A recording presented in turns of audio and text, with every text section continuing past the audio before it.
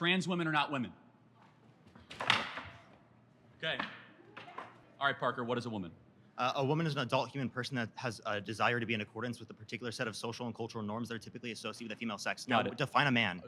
Define a man. You're looking at one, XY chromosomes in a Okay, but does God the Father have XY chromosomes prior to incarnation? We literally have a religious he's topic He's a father and he's he/him, but he's not a man? We have a religious Wait, so a man is someone with XY chromosomes, but he doesn't have XY chromosomes, yet he's still a man and he still uses preferred pronouns? It's actually very interesting. In the original Hebrew, Adonai, do you know what Adonai is? It's the Hebrew word for God. It's actually genderless, but in the scriptures, they use he, right? And they use the masculine.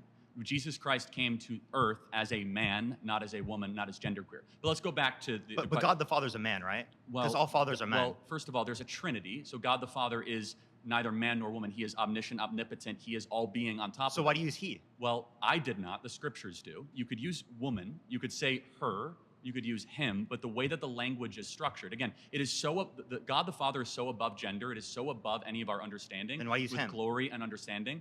Again, because you have to make a choice, either he or him or her in the original scriptures. Let's go back to, I'm happy some to get into fathers that, aren't men and boys?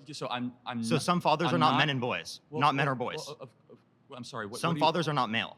No, of course they are. I'm not. Wait, so God the Father's a male? Hold on, God the Father. So where do we get God the Father from? What Greek word? From your scripture. Well, from Abba, right, which is a very close personal term. You're not answering my questions, and you're bringing up random language that doesn't matter. Well, it actually does. No, it doesn't. But let me get down to the root of it, because he's not a man. You know he's not a man under your worldview. You still use his preferred pronouns. You still call him a man. Christ is a man. You don't do that with trans people because you're transphobic. That's why. Okay, got it. But Christ is a man. I'm happy to get into the sexuality and Before gender incarnation, he's not. of the Trinity. Okay. Before incarnation, there's no penis. There's no XY chromosomes. There's no small gametes. Hold on a second. Let's think about it. If that's correct, how is it then Jacob saw the face of God? Okay, so if there's hold on.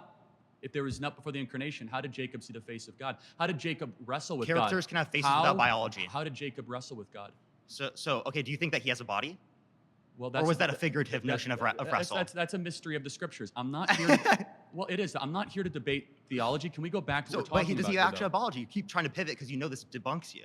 Well, what biology does your God have? Well, the one of Christ our Lord. No, I meant before incarnation. Well, to be honest, I don't quite know, and I don't think know? the scriptures are. So you don't know what a man is? Well, you can't define what a man is? It's a little opaque. Again, you're looking at a man. But your video, the largest video on TikTok is, what is a woman, 20 million views, but you don't know what a man is under your own worldview? I said you're looking at a man, right? Wait, but God the Father doesn't meet that criteria. Am I looking at a man? Yes, you are. Okay, good. Just making sure. A man that's beating you in a debate right now. Okay, that's fine. Kamala Harris is a DEI candidate.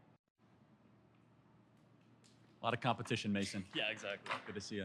Good to see you again. Can I define what a DEI candidate is? I think that you're going to say because she's black and she's a woman, she was appointed because Joe Biden promised that, and it's not a testament to her success. Not only that, but also in her getting the nomination of the Democrat Party, they said repeatedly, we do not want to pass over a black female.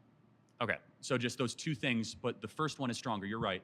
Joe Biden said, I'm going to put on my vice presidency a black female. Right. So his criteria was, kept. Yeah, and that was like Karen Bass and Kamala Harris. Okay. So she was not chosen because of her intellect or her accomplishments or because of any of that. It was because she happened to fit a couple boxes. In fact, Amy Klobuchar, the vetting at the time was that Amy Klobuchar would have been a better VP, and Kamala ended up getting it. So it's just a statement of fact that she is there not because of her brilliance or accomplishments, but because of her ethnicity. So Kamala Harris, first and foremost, there are a lot of criticisms that you can give to her on why she wouldn't be an effective president. It shouldn't be because she's a woman or because she's black. And it seems to be that you're saying that. No, I just want people to understand and agree she didn't earn this.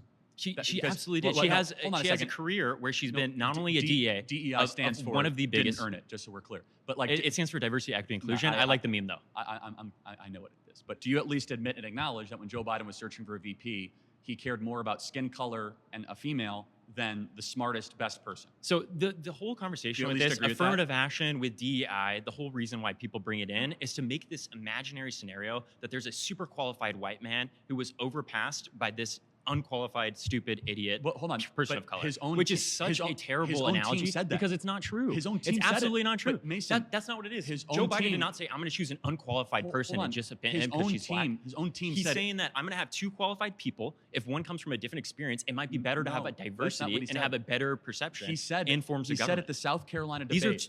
that I will pick a black woman as my vice president. Secondly, Amy Klobuchar came out. Is this a random black woman that he plucked off the street? Or is this a qualified DEA general attorney who's had a decorated career leading government positions? But you keep rambling about things that just aren't relevant to what we're talking about. It is relevant. Amy Klobuchar in vetting came across as the more qualified candidate. Why?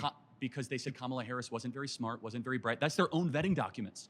From who? Joe Biden's own vetting documents So why would he go against that? Because the base of the Democrat Party demands tribal politics and DEI politics over competency. That's completely inaccurate. He stated Jim Clyburn said, I will only endorse you in the South Carolina primary if you say that you're going to put a black person, preferably a black female, on your ticket with you. Therefore, you winnow the entire universe down and say, I'm only going to choose from this criteria. And let's just think more broadly. If you're about to have heart surgery, would you rather have a heart surgeon that's good and excellent, knows what he's doing, or someone that is a black female? So, and being president's more important than being a heart surgeon. Aren't you on record saying that you'd be terrified if there was a black pilot that was flying? Yes, I did say that, but why? Okay, cool. What was the full quote? I personally, I don't know. If you want to expand on that. Yeah, so this ties into this. United Airlines said that half of all their new hirees are going to be black or women, and that standards and pursuit of excellence is not going to be taken as seriously as diversity. When I'm flying a plane, I want to know my pilot is there because they're a good pilot, not because they fit some DEI box. Damn it, I wish we could have a better conversation. I'm sorry, man. Abortion is murder and should be illegal. Well, what does fetus mean? A fetus is in utero. What does fetus mean in Latin? What the I'm sorry, is this it means little human being. Ooh, his smile is very creepy. Okay. Smiling is creepy? No, your smile specifically. Got it. But let's go back to, we're losing track here. No, but is what species is the fetus? The fetus is not a species yet. It's technically classified as a parasite until it is viable. So, I want to talk to you about something very quickly. I can't let you get past that. Are you saying a baby is a disease or a tumor? A parasite is not a disease and a tumor. Those are not the same thing. A parasite is defined as something that cannot survive outside of its host. A baby, before it is viable, cannot survive outside of a woman's womb. Got it. So let's extrapolate that. It is not a living organism. Are old people with Alzheimer's and dementia that are being assisted every day, are they parasites? No, they're not parasites. They're human beings who are on the brink of death. Got it. So they're not going to be able to survive. My 4-month-old that requires mom's breast milk and requires daily changes and feedings cannot survive without its own. Is my 4-month-old a parasite? Your baby can breathe on its own. Your baby can drink water from its mouth to its stomach.